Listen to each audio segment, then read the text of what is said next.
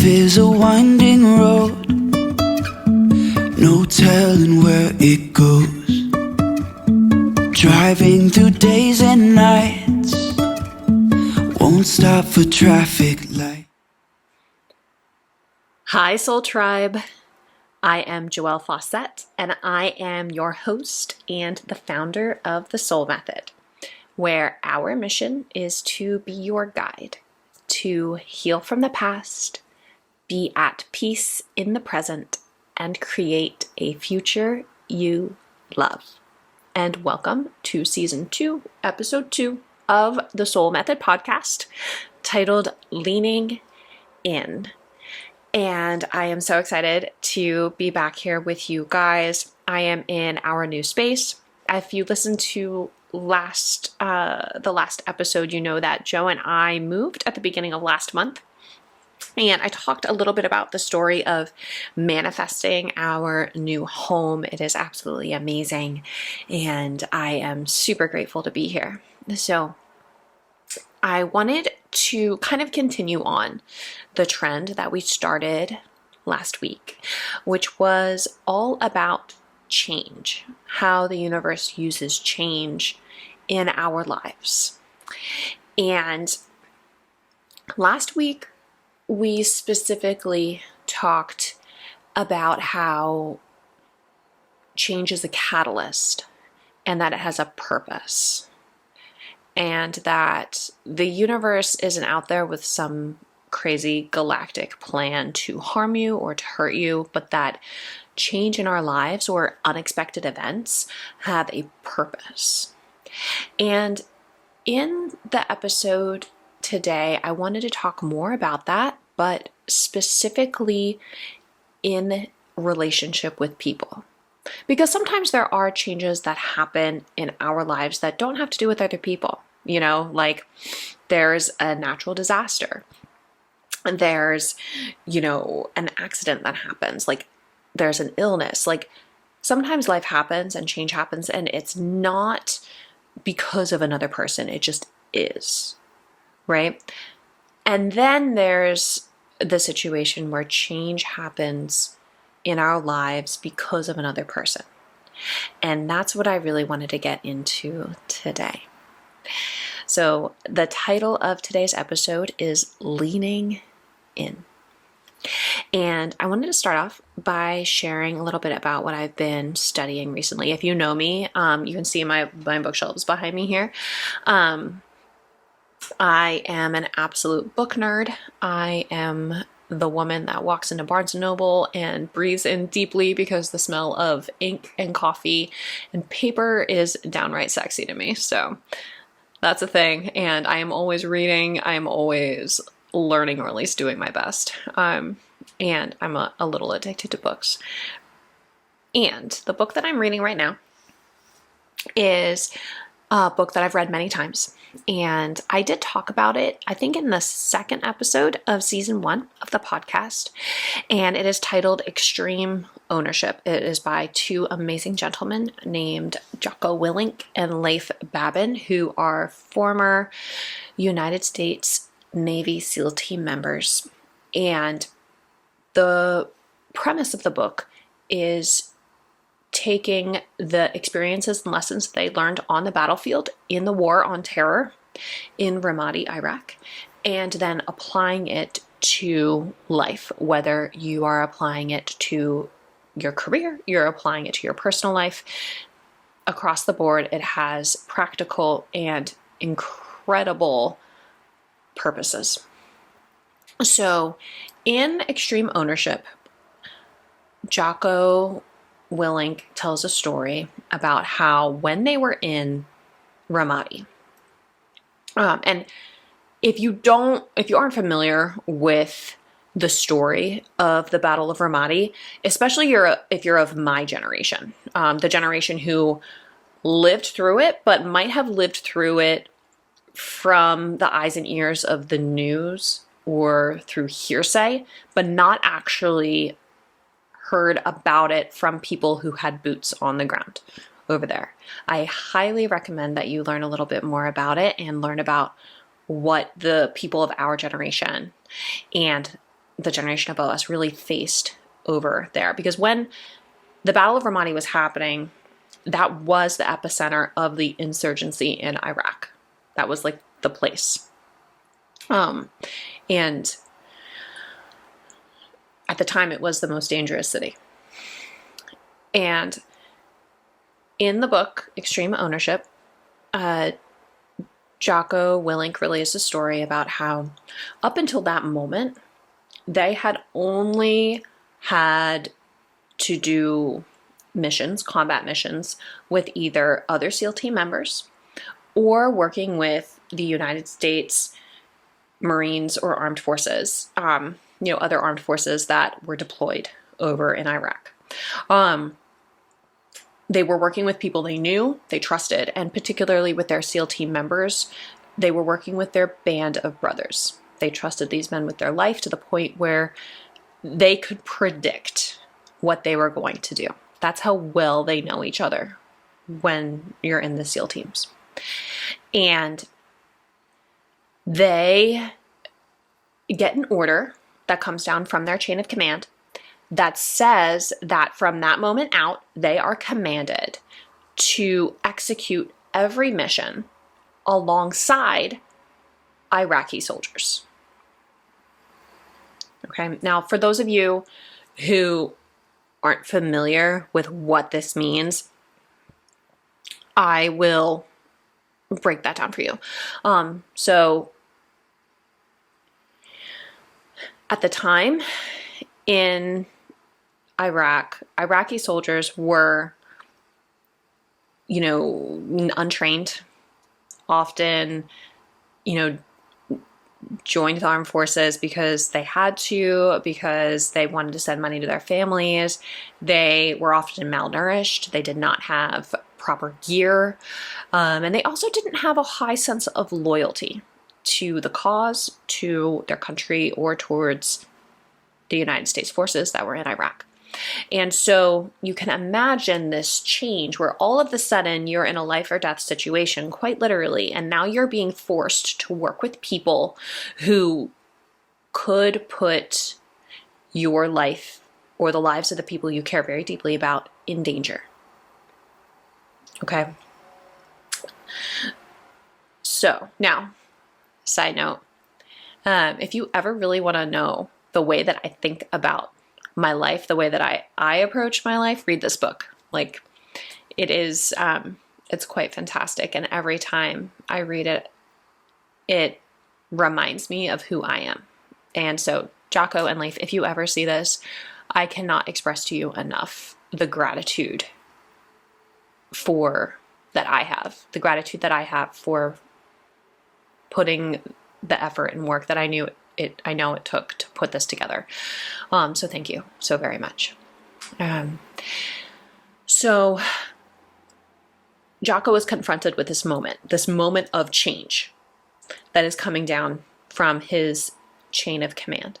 And like I said, we talked about this a little bit in the last episode, where in this moment, when we're told to do something, or we're confronted with a situation where we have to do something that we don't want to do.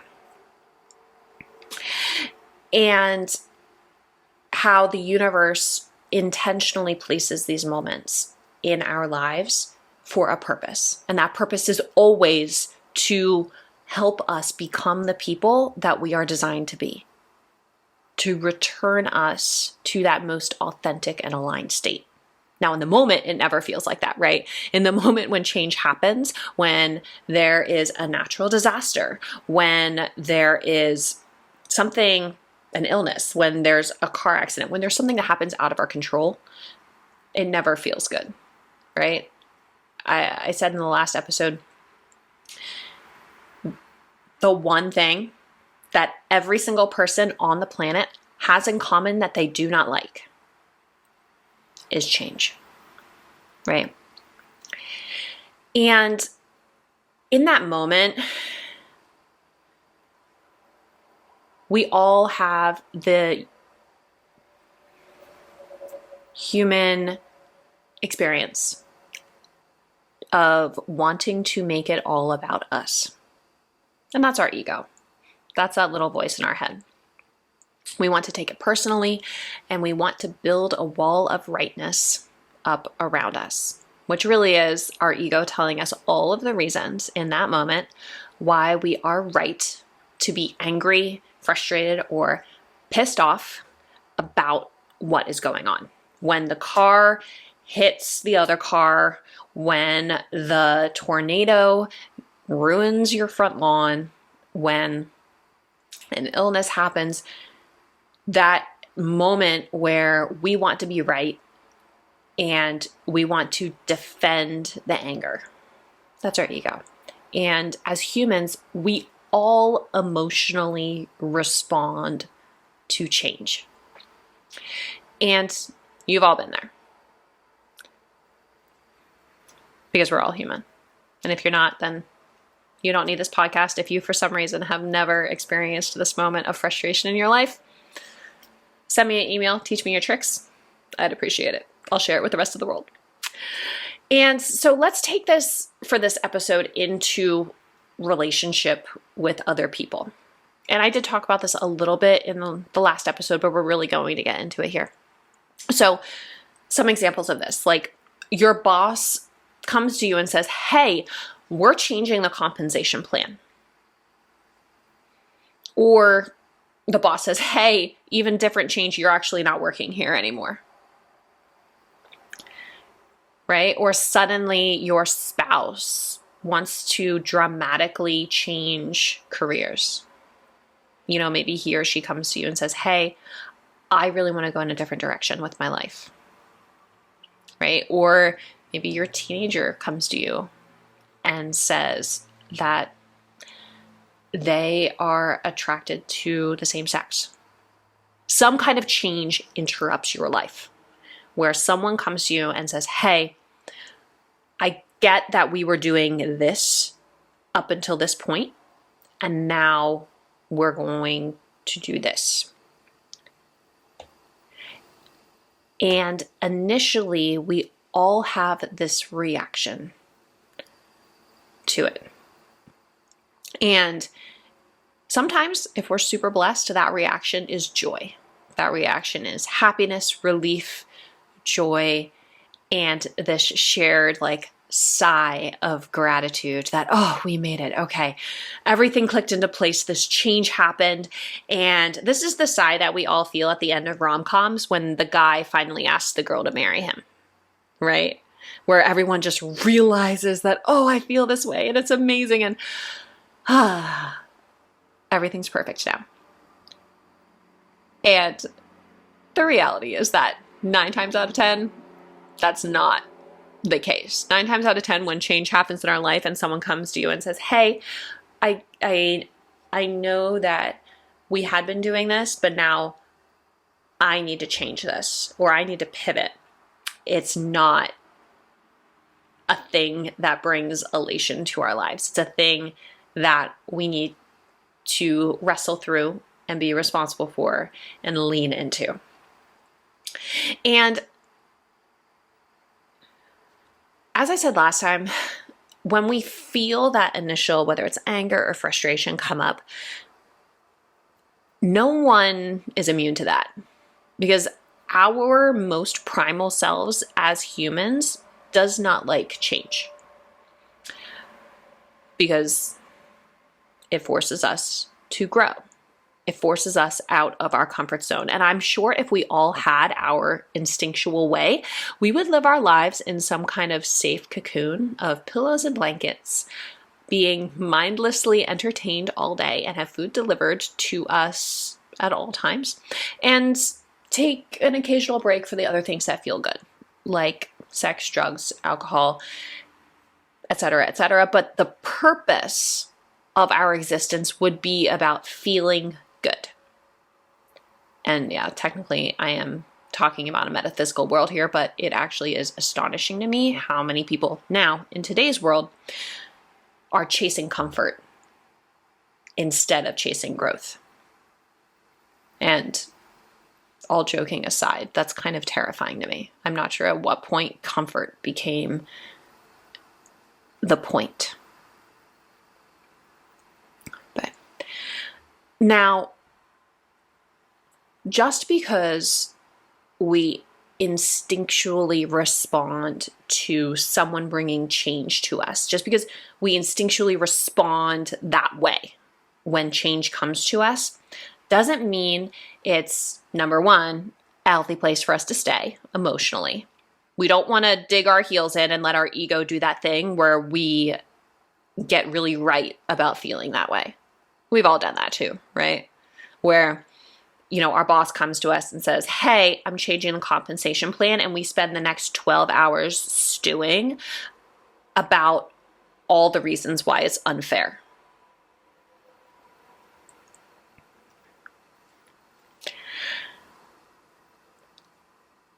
And most importantly, not only is it not a healthy place to stay, it most certainly is not a healthy place for us to react out of. We all will emotionally respond. It's not a healthy place to stay. Definitely not a healthy place to respond out of that emotion.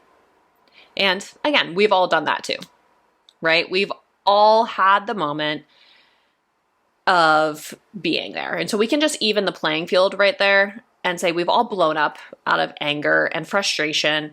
And if you, again, can't remember a time that you haven't done that, just, ask your friends and family. They'll remind you. Now, the reality is that we really can't control when this happens in our lives, right? I know I talk a lot about manifesting. I know I talk about a lot about personal responsibility, which are all still anchors of my belief system and the foundation of this podcast.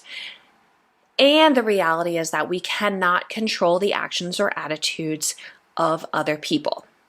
And I've said this before, but again, if you doubt this, just ask any parent in the room and they will confirm for you that you cannot control the actions or attitude of a 4-year-old, a 14-year-old, or a 44-year-old. So let me ask you, when was the last time that this happened in your life? When is the last time that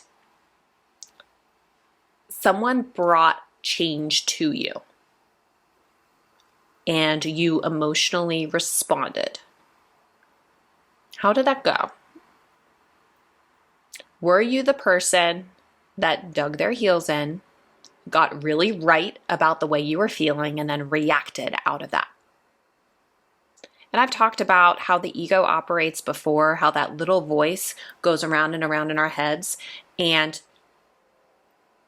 is by nature a defense mechanism to protect us. However, most of the time, it becomes something that destroys us because we believe what it says and we dig our heels in and we get really right about the way that we're feeling and we stay there.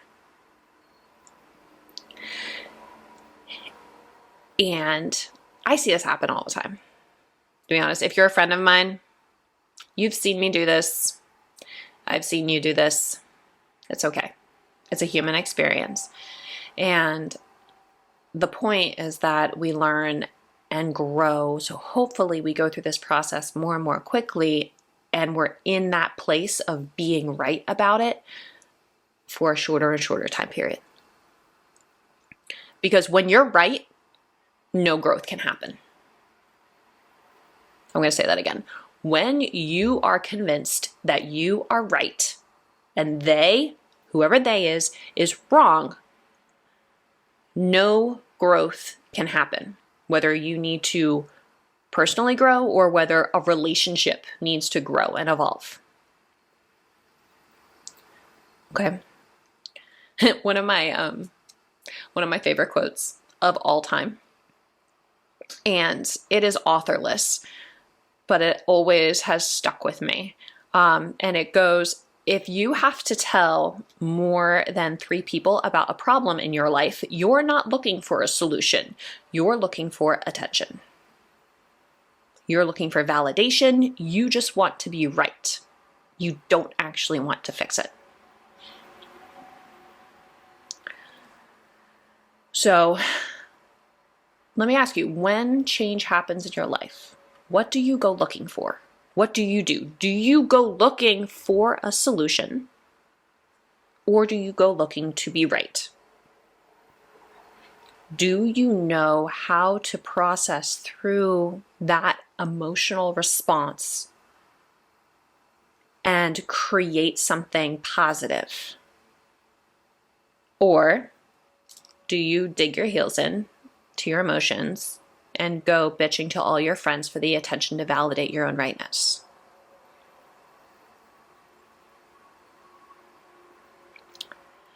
Because, like I said, once this happens, our egos want to be right.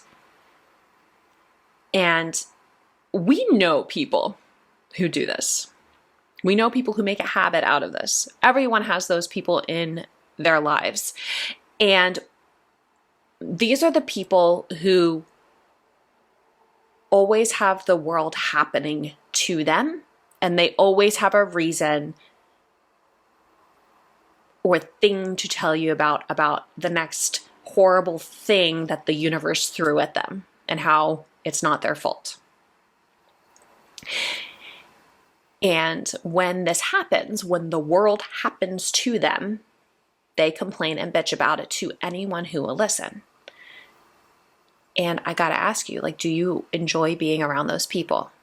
Because if you don't, then the conscious choice is to work on not being one of them and learning how to handle this, right?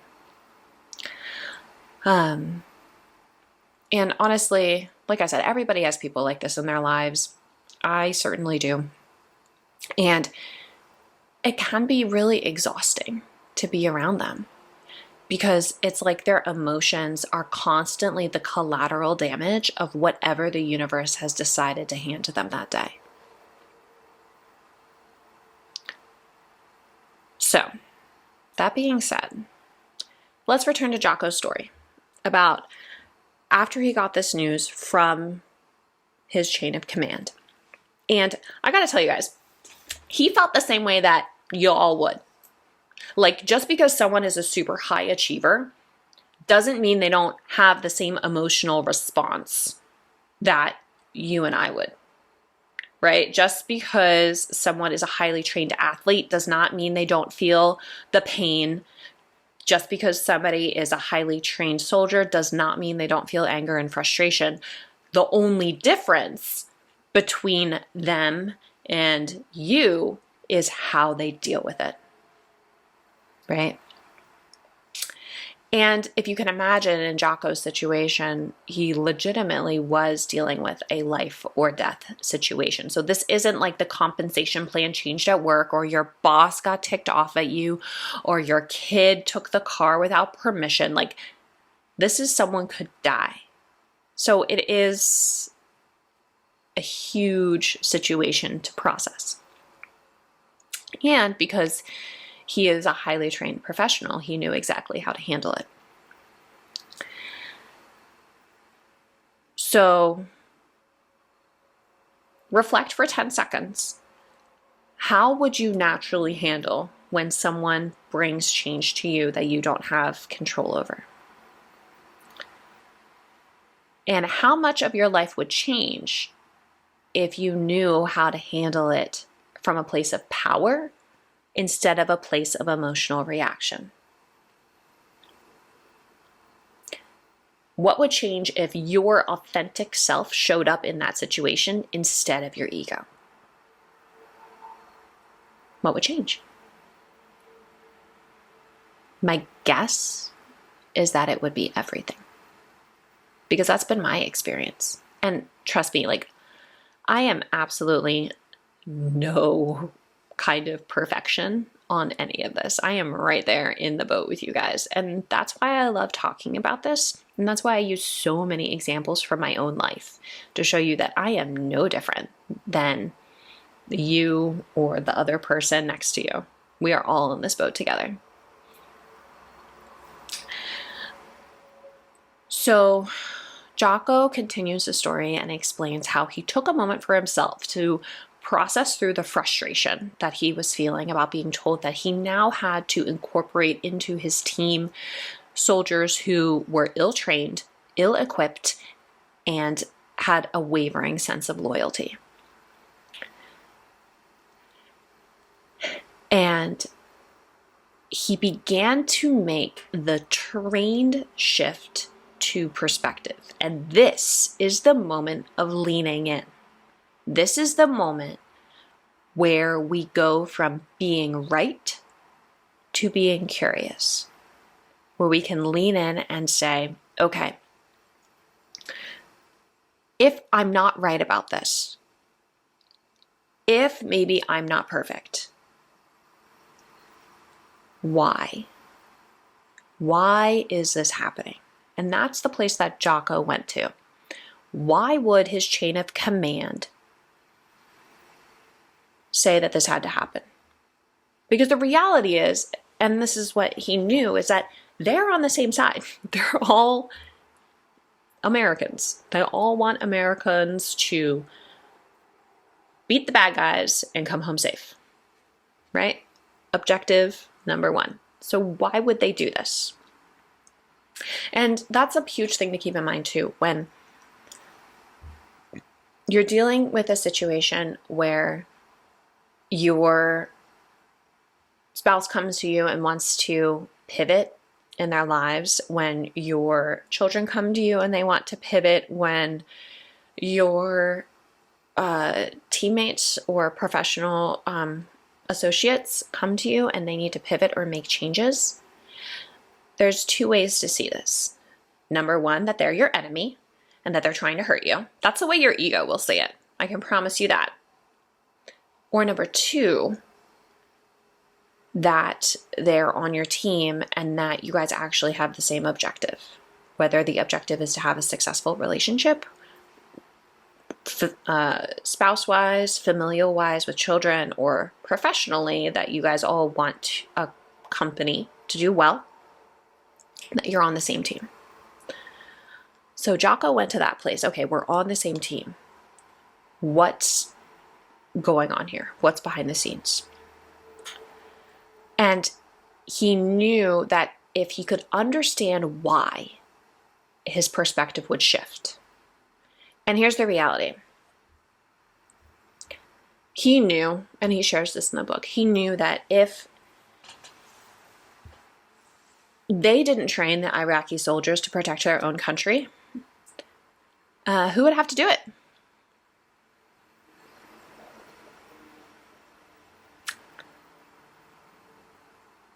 That would not be in the main objective to get troops back to the United States.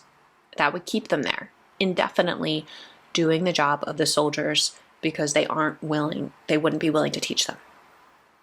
Right? So if the main objective was to get the bad guys kaput and to get troops home, they would have to train the soldiers in Iraq, the Iraqi soldiers, to do the job themselves. Once he understood this, the shift happened. One of my other favorite quotes that I came across a long time ago, and it forever has stuck with me, is this, and it's that the mind controls what you see, not the eyes. I'm going to say that again. The mind controls what you see, not your eyes. Your perspective will always determine the way that you see something. It is never about the thing. It's always about you.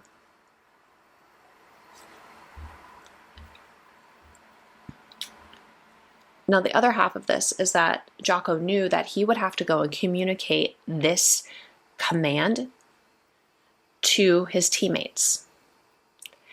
And do you think for 10 seconds that his team would have followed him if they did not 100% believe that Jocko had faith in this mission, in these new orders? Jocko knew that if he didn't believe in them 100% himself, there is zero way his team would follow him, much less put their lives on the line for soldiers from another country that they didn't know. And if you doubt that, I mean, think about it. Would you have?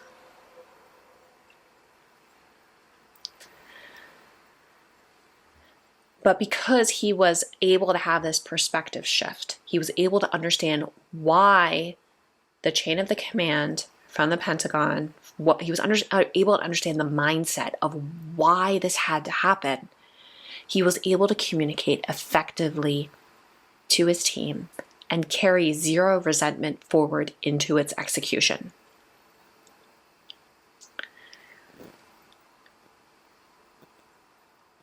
Now, if we take this and apply it to civilian life, it looks like that moment when your boss comes to you with a change to the compensation plan, your spouse comes to you saying they want to pivot in their lives, your child comes to you with a change that they need to make.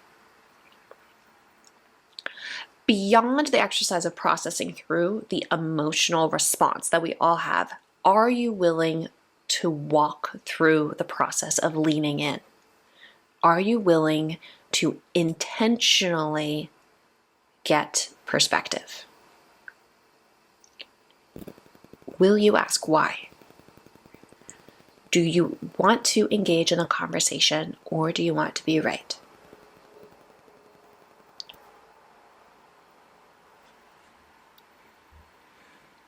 I can promise you that if you're willing to lean in, if you're willing to engage with the firm belief that you are on the same team as the other person, that you want to maintain that relationship, that they don't wish you ill harm, that it's not about you,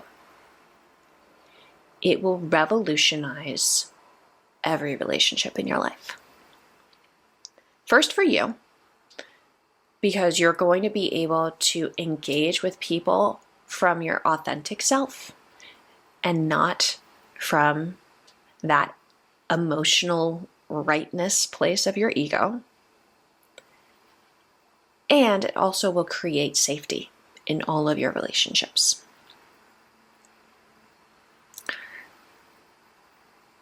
And I say this a lot in the podcast, and I think it applies here too, where if there's a relationship in your life that isn't going the way that you want, right? Someone comes to you, there's changes happening. Maybe it's happened a lot. Maybe your spouse has come to you a lot recently with a lot of changes and things they're mixing up and doing. They've come to a pivotal point in their life. They want to do something different. They want to change careers. Maybe they want to travel to new places, and the change might be scaring you.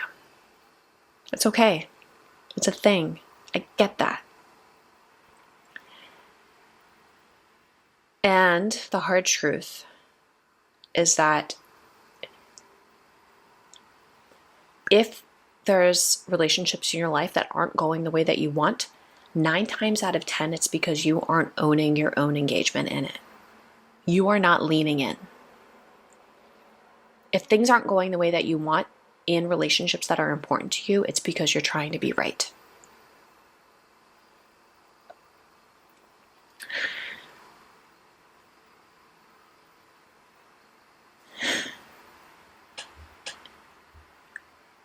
This has actually happened a lot recently in my relationship. And to be honest with you guys, like,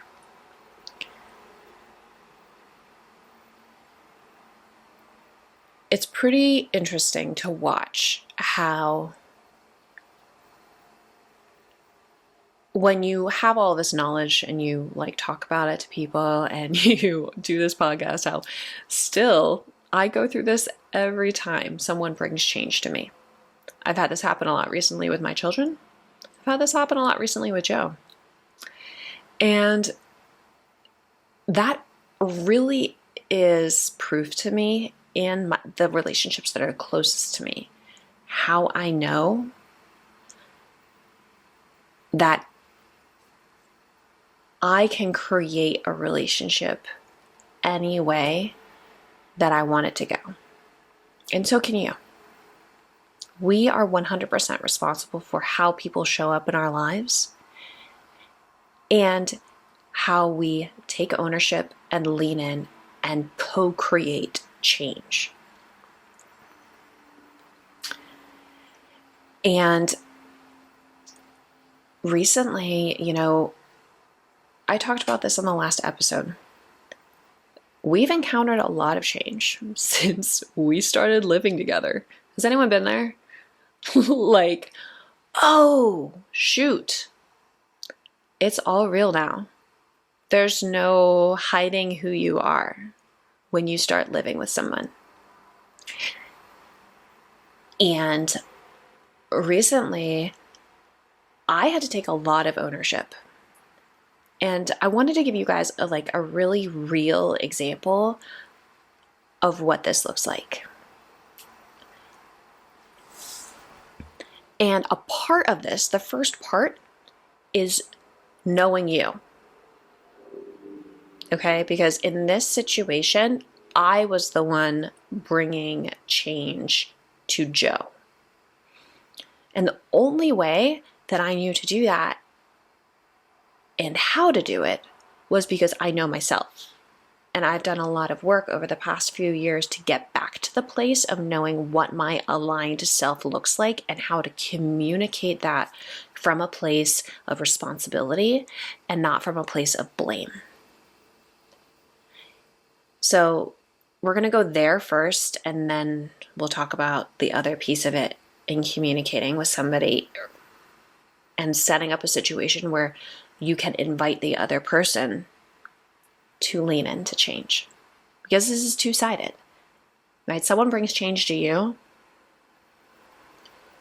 You need to go through the process of processing through your emotional response, getting your ego in check, and leaning in to have perspective and to co-create a reality that is going to bring out the best in both of you. And then there's the other side where you're the one who needs to communicate about a pivot or a change. And how do you do that in a way that invites the other person to lean in to that conversation? And it only takes one person. I can promise you that. I am insanely proud of the relationship that Joe and I have, but it's not because either of us are perfect, and it's not because we have crazy amounts of degrees or we study this stuff all the time. Okay? It only takes one person being responsible in a relationship to make this work. So if you're sitting out there thinking, oh, well, my spouse or my boyfriend or my girlfriend, they don't listen to that stuff, they don't study that stuff, doesn't matter. It only takes one person. Okay? So, first off, you have to know you. And you have to know what you believe and why, and where your authenticity is standing.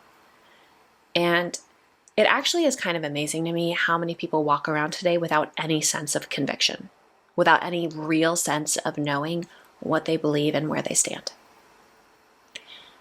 And I remember actually years ago when my daughter was not even 1 year old yet, going over to my cousin's house, and she had asked me some questions about what my belief system was, about my faith, if I went to church, blah, blah, blah, blah, blah.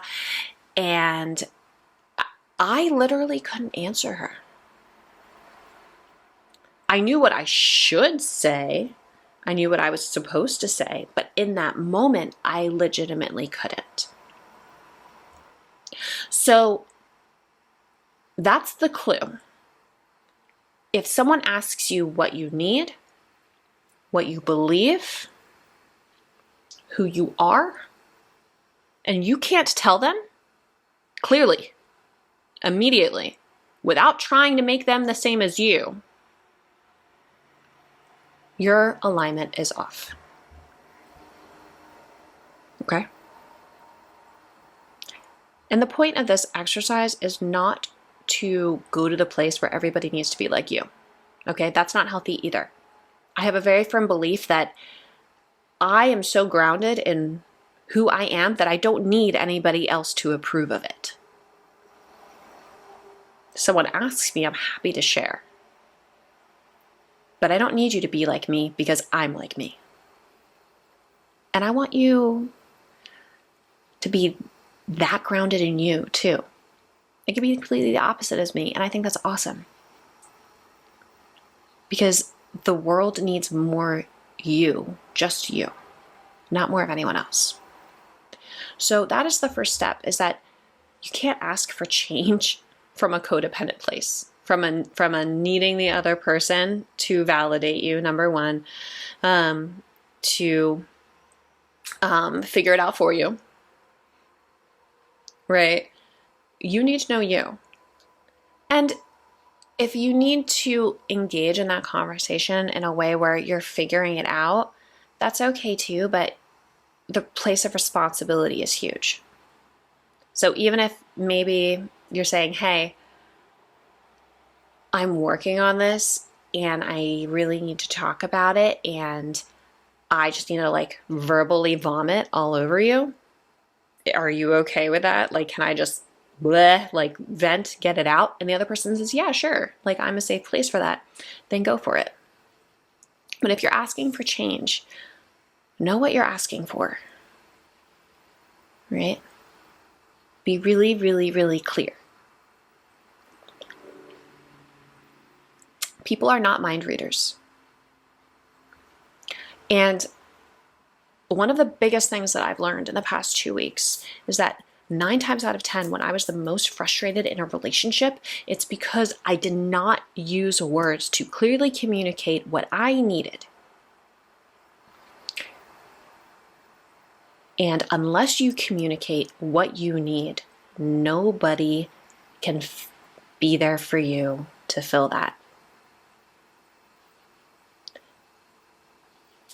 Now, what I'm talking about in that isn't from a codependent place. It's from a relational place. We all ask for different things in a relationship. We all have different levels of wanting time together, wanting to go on trips together, wanting chill time together. Different couples have different levels of PDA that they're comfortable with, right? And that is not a codependence when you're doing it from the place of wanting to create a relationship with somebody and owning your part, okay? To be clear on that. It gets codependent when you go to somebody and says, hey, I need you to do X so I can feel X. That's codependent. So this is a wonderful example of that, and just happened in my life.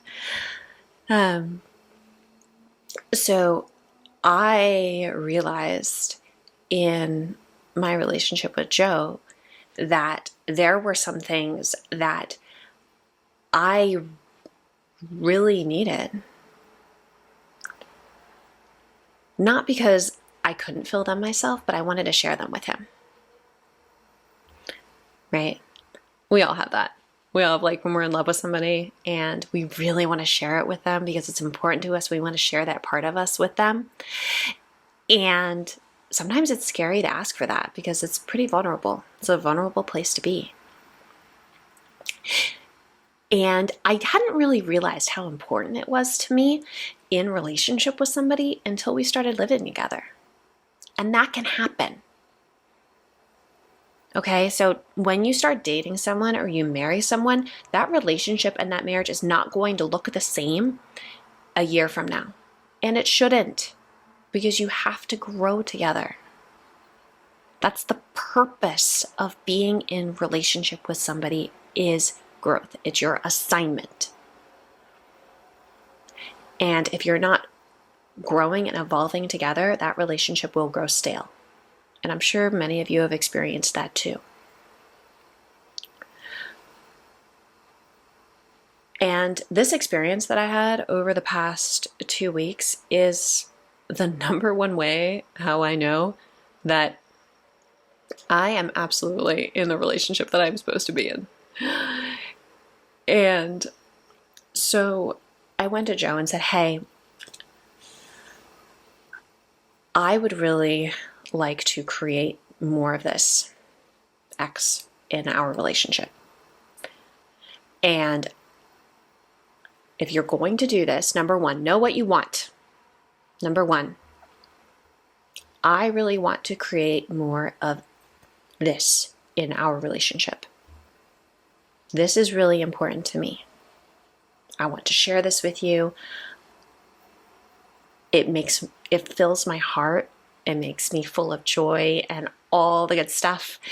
And I love this when I share it in a relationship with somebody. And I really want to bring it to what I share with you. Okay, so number one, you must know what you want and be super clear about it. And number two, own the fact that you haven't communicated it yet. And that's exactly what I said to him. Like, hey, you know what? I dropped the ball here. I'm really sorry that it's been a year and I have not used my words around this. Right? Like, but now I want to own that. I want to use my words. I want to communicate to you like, hey, I really want to make this shift between us. It's definitely not the other person's fault that they haven't read your mind and done it. Okay? Don't go there. And number two, it's never automatic. So don't go to the place where it's like, oh, well, that should just happen in every relationship. No. Just because it's in the movies does not mean it's supposed to happen in every relationship. Own you're bringing it to the current time. And if necessary, apologize for not doing it sooner, especially if you have a lot of emotion around it. Like if it's a choke point for you, own that.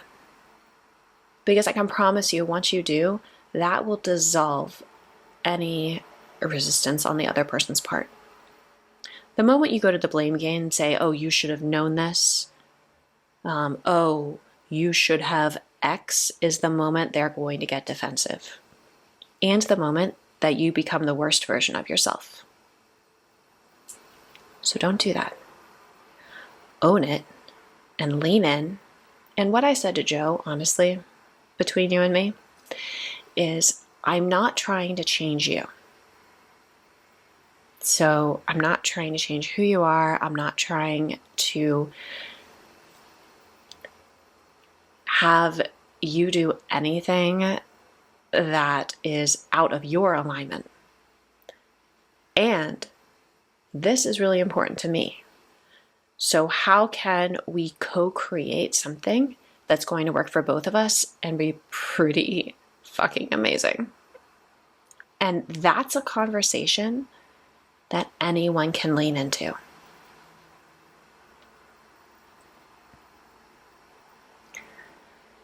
So from that place, and this is how I know I am like the luckiest girl in the world, that we are creating an amazing relationship. That's our assignment right now. The same way that if you use these tools and lean into your relationships in your life, whether it's parenting, whether it's in a professional environment, or it's with a spouse or boyfriend, girlfriend, whatever, you take these tools and you lean in, whether someone's bringing change to you or you're bringing change to somebody else, you can, number one, be responsible for every relationship in your life and how it goes. And number two, co-create amazing things. And I've used this on multiple levels. I've used this at my job where I go and say, hey, oops, like this piece of my job, I really need to talk about that. And I'm really sorry I didn't bring this up sooner. It is completely my responsibility to communicate about where I'm feeling like I need to further address job descriptions.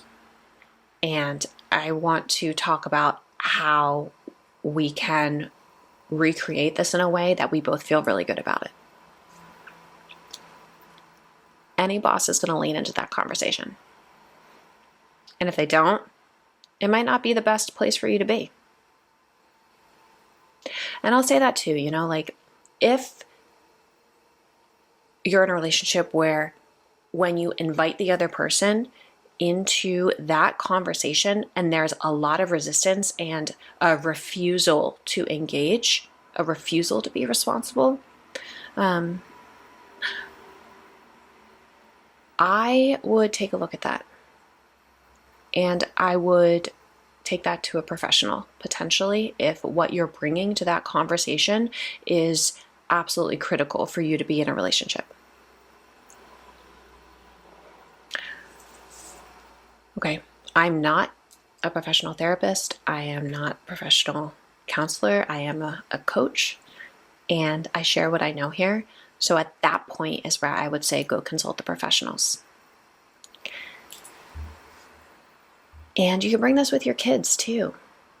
You can say, hey, I'm going to use a really simple example for this one because it doesn't have to be a big thing. It could be something so little, but have a huge impact.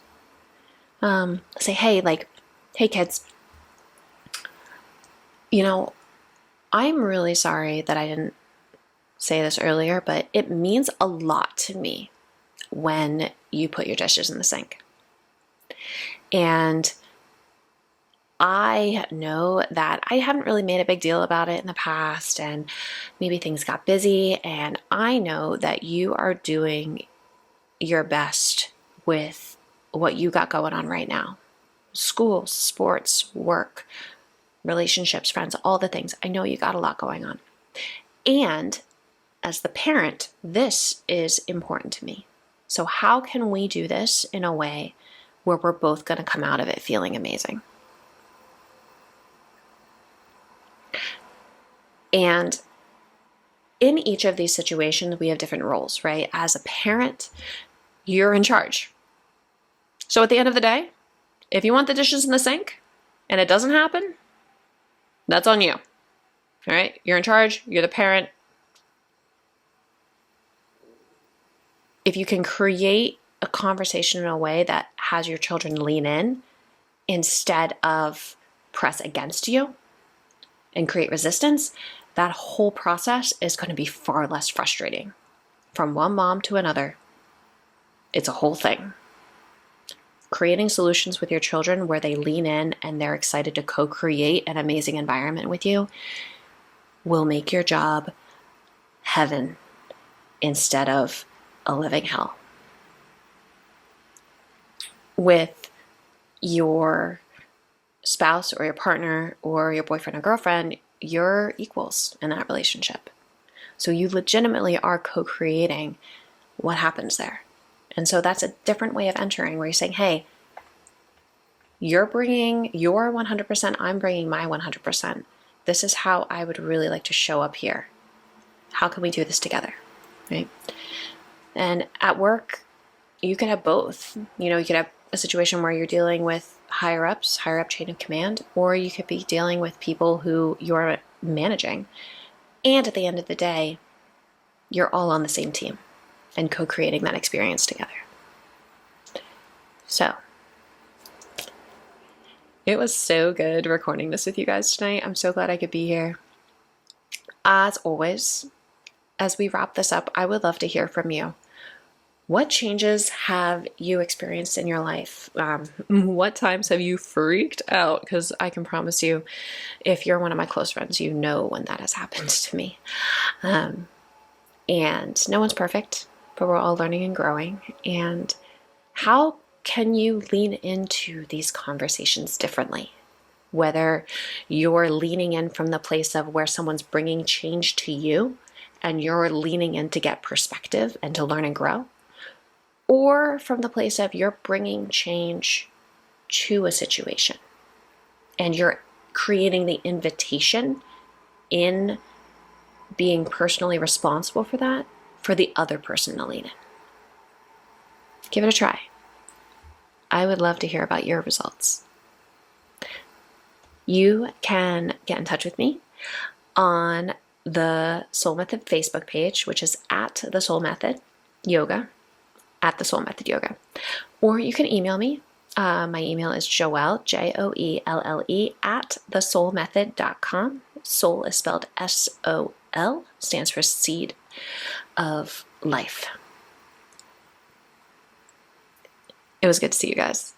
And I'll be doing more videos and less audio as time goes on now that we are in our amazing new space. And until next time.